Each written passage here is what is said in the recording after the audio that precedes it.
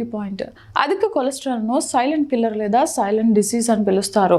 ఎందుకంటే ఇది తీవ్ర పరిస్థితికి చేరుకునే వరకు ఎటువంటి స్పష్టమైన లక్షణాలని చూపించదు. అంటే శరీరంలో కొలెస్ట్రాల్ స్థాయిలు పెరిగిన లక్షణాలు స్పష్టంగా కనిపించవని నిపుణులు చెప్పారు. సాధారణంగా శరీరంలో కొలెస్ట్రాల్ స్థాయిలు పెరిగినప్పుడు ఎటువంటి నొప్పి లేదా నీరసం, అలసట వంటి లక్షణాలు కనిపించవు.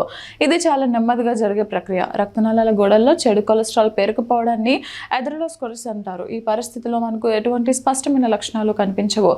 నిపుణుల ప్రకారం చాలా మంది రోగులకు తమకు కొలెస్ట్రాల్ సమస్య ఉందని తెలియదు. చాలా మందికి గుండెపోటు లేదా పక్షవాతం వచ్చినప్పుడే అధిక కొలెస్ట్రాల్ సమస్య ఉందని తెలుస్తోంది. అంటే అప్పటికే పరిస్థితి చేయదాటిపోవచ్చు. సాధారణంగా అధిక కొలెస్ట్రాల్ స్థాయిలు ఉన్నప్పుడు ఎలాంటి లక్షణాలు కనిపించవు. ఇది చాలా నెమ్మదిగా జరిగే ప్రక్రియ. రక్తనాళాల గోడల్లో చెడు కొలెస్ట్రాల్ పెరుగుకోవడాన్ని అథెరోస్క్లెరోసిస్ అంటారు. ఈ పరిస్థితుల్లో మనకు ఎటువంటి స్పష్టమైన లక్షణాలు కనిపించవు. ప్రాణాంతక పరిస్థితులు అంటే గుండెపోటు, పక్షవాతం వంటి పరిస్థితులు తలెత్తినప్పుడే వారికి అధిక కొలెస్ట్రాల్ ఉందని తెలుస్తుంది. అందుకే లక్షణాలు కనిపించే వరకు వేచి ఉండకండి. కొందరిలో వంశపారంపర్యంగా వచ్చే సమస్యల వల్ల అతి చిన్న వయసులోనే కొలెస్ట్రాల్ విపరీతంగా పెరిగిపోతుంది. అంటే జన్యులోపాల వల్ల పుట్టుకతోనే చెడు కొలెస్ట్రాల్ స్థాయిలు ఎక్కువగా ఉండే పరిస్థితి.